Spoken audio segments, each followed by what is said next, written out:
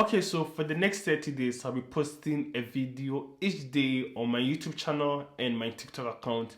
One, to answer most of the comments I've gotten over the past few months where I've been very busy and definitely not getting enough time for my account and channel. Two, to get used to talking behind the camera. So I've been creating content for some time now, but I still sometimes find it weird sitting behind the camera and just talking to the camera. So I want to use this period to develop that skill. And third is to see how this challenge goes on to affect my YouTube channel and my TikTok account. So if you have any question pertaining to studying in Germany, visa application, school application, lifestyle in Germany, do to put that comment in the section and I'll be glad to do a video to answer. So this is the first video. Okay, so when applying for German student visa, one thing you see is that we have two categories. We have category A and category B. Category B is where most of the students fall at. That's why finding an appointment in category B can be very difficult and is very difficult finding an appointment at the embassy. But for category A, it's somehow easier to get an appointment. So the question is, which people fall under category A? So if I come to do your master's in Germany and for your bachelor's you got a first class, then it makes you category A student. If I come to Germany to do your PhD, or you come to do scientific research, then you're automatically in category A section. If I come to Germany for your studies and you are coming with a scholarship, for example the DAD scholarship, then you're automatically in the category A side. And the last one is if you took the Goethe German exams in your home country and you got 80 or above, then you are being put in category A. So what's the difference between the category A and the category B? So the difference is usually the waiting period for appointment. And it's somehow easier to get a visa when you are coming from the category A as compared to coming from the category B. I'm not saying it's extremely difficult, but comparing the two, it's easier to get in category A as compared to category B. Okay, so one thing we know is that studying in Germany is free. Students do not have to pay for fees, that's tuition fee, and regardless whether you're a local student or an international student. So what does it mean to be on scholarship when you say you are studying in Germany? Okay, so students who are on scholarship don't pay tuition or school fees, just as any other student doesn't pay tuition or school fees. But at the end of the month, they do get some sort of money from the company or whoever is sponsoring them. For example, DAD, students who are being sponsored by DAD at the end of each month get equivalent of someone who have block account money. So now the block account is like 800 and something euros each month. So instead of you getting the 800 and something euros from a block account, a student on scholarship gets this amount from the organization that is sponsoring him or her. So that means you don't get to pay school fees, you don't get to pay tuition fee, but at the end of each month you get some amount of money from the organization you're working from to take care of yourself in Germany in terms of transportation, health insurance, rent, and other stuff. Okay, so what is the difference between German student visa and the language visa? So from the onset, the application for the visa is almost the same. You need a block account, you need formal obligation or scholarship to come here for either your studies or your language studies. The major difference is once you get to Germany. Once you change your entry visa to a resident permit, then you realize there's some slight difference between the student visa and the language visa. The main difference being the working condition. For students, we know you are allowed to work 120 full days in a year. This privilege comes with the student visa. Usually if you have the language student visa, you're not allowed to work as a student, but you'll be able to work only when you're on ferian or vacation. But once you change from the language student visa to a normal student visa, then you can of course work the 120 full days. One other thing is the insurance policies and companies. Students who come to Germany on the language visa usually are not qualified to be insured by the public insurance companies we have in Germany. Usually they do the private ones, and once they're able to transition from the language visa to a normal student visa, then they can be insured by the public insurance in Germany. Okay, so how would you know whether your German student visa is going to be approved or not after the interview? So one of the first things to look at is how the interview went. If the interview was smooth, then that's a good sign. But if the interview didn't really go well, then it could be shaky. But there's not 100% confirmation that you wouldn't get the visa. If after a week or some few days after the interview, the embassy reaches out to you for you to come for your passport, then most of the time this is a bad sign, unless you went to the interview with a scholarship where they process the visa application very fast. If not, and you went as a category B student and you are being called a couple of days to come for your passport, then it's usually going to be a rejection. If after a while the embassy reaches out to you to bring additional documents like insurance, block account confirmation, travel itinerary, then this is mostly a good sign or a very positive feedback. Most of the time, 98% of the time, if the embassy reaches out for insurance, flight itinerary, and other stuff, then you definitely end up getting the visa. Okay, so do you need a second block account when you're extending your German student visa here in Germany? Whether or not you require a second block account depends on the city, the Ausländerbehörde, and the person you meet at the Ausländerbehörde during your day of appointment. But usually, extension of your resident permit is not as strict as getting an entry visa, so most cities don't really require students to open a second block account if you are trying to extend your resident permit. However, this doesn't mean that it's off the table. Like I said before, it depends on a lot of factors. So when you're going to extend your resident permit, make sure you have some amount of money in your account, somehow close to the amount of the block account, which is currently at 11K. And with such amount and a working contract and other supporting financial documents you have in Germany, they will usually not ask you for a second block account. But if they ask you for a second block account, then you have to do it one way or the other. Okay, so what is document certification? So if you are looking to apply to schools here in Germany, especially if you are going through the uni assist, then you've definitely heard of document certification. Document certification is when you take your original school living document, whether your BC, your WASI or your NOVDEC certificate, to a third party, usually the German embassy, the court, or the foreign office, for them to certify it by putting an official seal on it. And these documents, it's like a final say. It testify or verify that yes, whatever this person says he had in his WASI, BC, or his university is actually what he or she had. So this certification or verification is done by these third parties, and the certified documents are shipped to the schools or uni assist. Make sure you're not supposed to send your original document to any school or uni assist, because once you lose your original document, it's almost impossible to have them back. So make sure you are only sending a certified document from these third parties to the schools and to uni assist. Okay, so is it possible to appeal after your visa has been rejected? Yes, definitely. You can appeal to the embassy for them to reconsider their decision on why your student visa or your visa was rejected. The appeal process takes some time, but usually if you have concrete reasons, or if the embassy's reasons for rejection is not concrete enough, the embassy usually reissue the visa for you. But one thing you should know is that this appeal process will be cancelled by the embassy, at least in Accra, that I know for sure, from 1st January 2024. So in case you get a rejection starting next year, you wouldn't be able to appeal. You just have to reapply for the visa again. Okay, so does one has to write their motivational letter by hand when they are applying for their German student visa?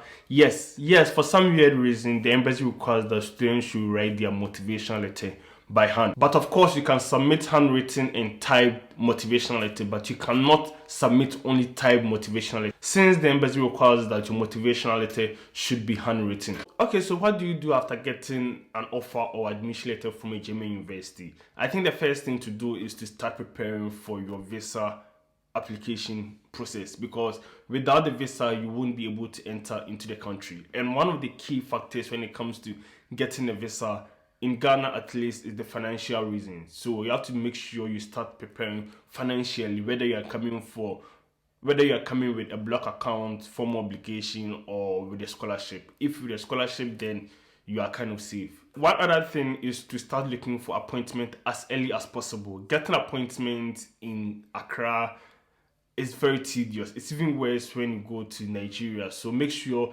if you get an admission letter, you start looking or booking for appointment at the embassy. Okay, so does previous visa application attempt affect your current visa application? Yes, that's why when you are filling your visa form, they usually ask whether you've applied for a visa, you've been rejected, and they ask other questions pertaining to travel history and visa application. If, for instance, you are now applying for a German student visa, but previously you've already applied for a visit visa family reunion, and other form of visas, and you've been rejected, definitely during your interview for your student visa, they're going to ask you why those visas were rejected, and are you really going to Germany to continue education, or you are really using the education as a means to escape the country in which you are in. So yes, definitely, if you've applied for other visas and you are now applying for your student visa, then questions pertaining to that visa would definitely pop up. And this is also true for other Schengen states like France, Netherlands, and other Schengen states. Okay, so this person wants to know whether you can submit half block account and half formal obligation if you are going for your German student visa. For visa extension, this wouldn't be a huge problem because there's how a lot of international students extend their visa. They submit half or almost block account or some amount of money in their account and able to extend their visa. But if you are coming in for your visa for the first time, as in your entry visa, I wouldn't advise you to use half a block account or half formal obligation. Since financial reason is like one of the main reasons why a lot of students' visas are being rejected. So you don't want to paint the picture showing the embassy that you have some form of issues with finance. So it's either you go for a full form obligation or find ways and means to get the full blocked account. Okay, so this person wants to know whether you can be able to change from your language student visa to a normal student visa. Yes, most students who come on language student visa have something called conditional admission. That means if you're able to complete the language course, then you'll be enrolled as a full-time student. But if you're unable to complete the language course, then it becomes very tricky. It's either you start the process again and apply for other schools, which is relatively easier being in the country as compared to outside the country. But make sure this is done within the first 3 semesters, since after the 3rd semester, it becomes very complicated to switch from a language visa to a student visa. Okay, so what happens after you've successfully completed your master's or your degree in Germany? Unlike other developed countries that you have to go back to your home country to reapply for working visa, or you have to find other means to survive in the country. In Germany, after you've successfully completed your studies, you are given 18 months, that is the job seeking visa. So within these 18 months, if you're able to secure a job or find a job relating to what you studied here in Germany, then you'll be able to change from the job seeking visa to either a working permit or a blue card, depending on how much you'll be earning. So from student visa, job seeking visa to a working visa or a blue card. Okay, so is education system in Germany very difficult? The answer is yes and no. No, in the sense that if you compare the system here in Germany to what we have back home, then it's not difficult, because if you're able to pass your BEC, once you graduate from university back in Ghana, then once you come here, it would be very easy for you to go through the system and graduate with a very good grade, because the system you have back home is tougher and more difficult than what you have here in Germany. But life in Germany can be very difficult and hard in the sense of finance, socialization, visa, immigration problems. So these problems kind of have a toll on other aspects of your life, academics included. So if you're not able to find a good balance, then you might end up thinking education in Germany is difficult. But if you're able to isolate education from normal life, which is almost impossible, then just the education system you have in Germany is not as difficult as it seems. Okay, so this person wants to know whether I can apply for schools in Germany with the worst results. Of course, you can apply for schools in Germany with the worst results if you are coming to school here as an undergrad. One thing you should know is that most of the studies that is done in the undergrad is taught in the German language. So of course, some level of the German language would be required. And more often than not, if you are coming to school as an undergrad student in Germany, you are required to do a mandatory course, which is called the student colleague. Depending on the program I come to study, it differs from 1 semester, 2 semester, or 3 semesters. So yes, you can apply for schools in Germany with your worst results, but you have to do a mandatory course before you're enrolled in the university here in Germany. Okay, so can you apply for your visa in embassies in different countries? So I know for some countries you can go to any embassy and apply for the visa, but for German embassies, each embassy serves a particular group of people. For example, the embassy in Accra, Ghana serves Ghanaians, people from Sierra Leone, and also people from Liberia. That means if you're not from these countries, you cannot apply for your visa in the embassy in Accra unless you are staying in Ghana and you have a resident and you have a valid resident permit in Ghana. Either than that, you have to go to your home country to apply for the visa. And this is also true for Nigerians who sometimes want to come to Ghana for their visa because of the pressure on the embassies in Nigeria. Unless you have a valid resident permit in Ghana, you do not qualify to apply for a visa in Ghana. Okay, so what is the language of command during your German visa interview? Most often than not, is the official language of the country. So if you're in Togo and the official language is French, then the people there would be speaking French. If you're in Ghana, Nigeria, and your official language is English, the people there will be speaking English. Unless they want to prove your knowledge in the German language, if it's required for your program. For instance, if you're coming to study a program in Germany and it requires minimum of B1, and you already have B1 certificate in Ghana, then they might ask a couple of questions in German to prove your level of the language. Other than that, all the interviews in the embassy is done in the official language of the country. So in Ghana, it will be in English.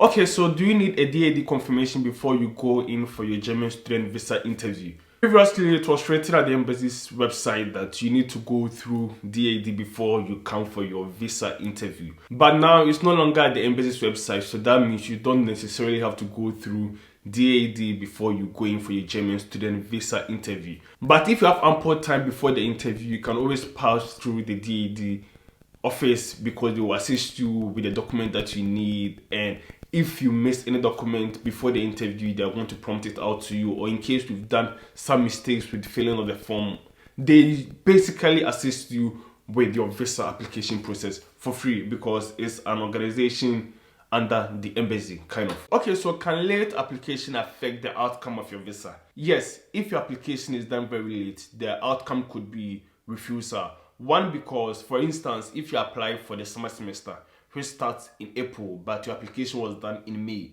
if it takes a minimum of 2 months to process the student visa, that means by the time they are issuing the visa, you spend like more than half of the semester in your home country. It wouldn't make any sense to go ahead and issue the visa if you've already missed a semester already. So it's always advisable for you to apply for the visa earlier, or either enroll in the university and be taking online courses. That will make more sense than just applying and staying home during the time of the application. Okay, so how much block account are you supposed to submit to the embassy when applying for your German student visa? So as it stands now, we know that the block account is a little bit above 11k euros for 1 year. Does that mean you are supposed to pay 22 euros if your program is for 2 years and 33 euros if your program is for 3 years? No, the embassy requires that you prove your finance for the first academic year. The rest of the year is dealt with once you come to the country by the Foreign Office or the Ausländer Behörde. So you are supposed to prove for only for the first academic year. That means you are supposed to pay in only 11k for your block account. Okay, so can someone who is living outside Germany sign a formal obligation of verpflichtung Erklärung for you? According to the German embassy, the verpflichtung Erklärung or the formal obligation can be signed by someone with a German resident living in Germany. However, I know a handful of people who have had their formal obligation of verpflichtung Erklärung from someone outside Germany, usually from the Schengen state and sometimes from the USA. I don't know how it works out because on the embassy's website, it should be signed by someone who is in Germany. So it's better to get someone in Germany to do the verpflichtung Erklärung for you than to get someone outside Germany to sign the formal obligation of verpflichtung Erklärung for you. Okay, so can you show the embassy huge balance in your account without opening a block account in order to meet the financial requirements as an international student coming to Germany? So according to the embassy, there are only 3 ways: the block account, formal obligation, or scholarship. And if you show up at the embassy without either the block account, formal obligation, the verpflichtung Erklärung, or the scholarship, 1, you might not even be allowed to take the interview. And 2, if you take the interview, it's definitely going to be a refusal because you've not met the financial requirement to come to Germany as an international student. Okay, so what are the pros and cons in studying in a big city versus a small city? Today we are talking about big city. One of the pros in studying in a big city is that you don't really have to worry about the German language, since there are a lot of internationals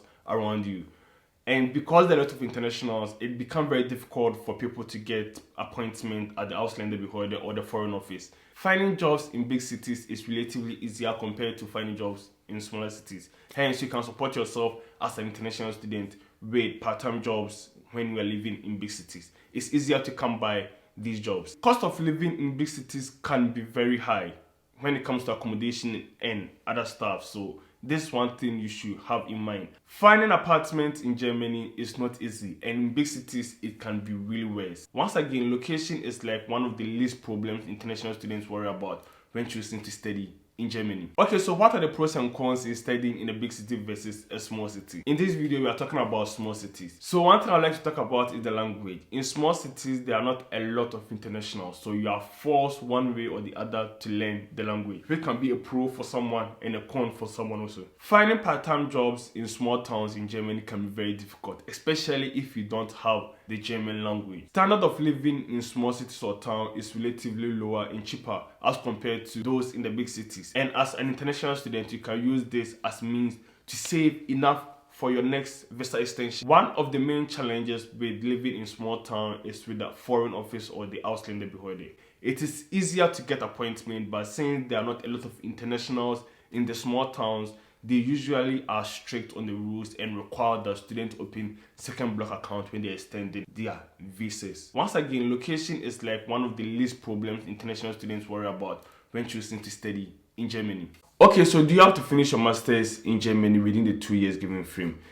Finishing your masters in Germany is very possible if you focus only on your education. However, being an international student in Germany can be a little bit tricky with Ausländerbehörde, finance and other stuff, which can end up prolonging your duration of your masters. In most cases, it wouldn't be a problem if your masters is being extended over a year or two, or depending on the Bundesland, you can go as far as 6 years. But definitely, you can use 15 years to finish a master's degree in Germany. The authorities will realize and take an action. So no, you don't have to finish your master's within 2 years in Germany, but you can stay on the student visa forever with the excuse that you are doing a master's. Okay, so is life in Germany difficult or not? So if I'm looking to travel outside Ghana or outside Africa or Japan, as the Nigerians will say it, then you've definitely come across a video or two of people sharing their experience on how life can be challenging and difficult in these developed countries like Canada, USA, or other European countries. So this is like the, 11th time I'm recording this, and I still don't know how to put this across for it to make perfect sense to you. I really don't know how to explain Ghana hardship and German hardship because they are two different things, and I don't want to be in a position to influence anyone, or since I know most of the people who follow me want to come to Germany.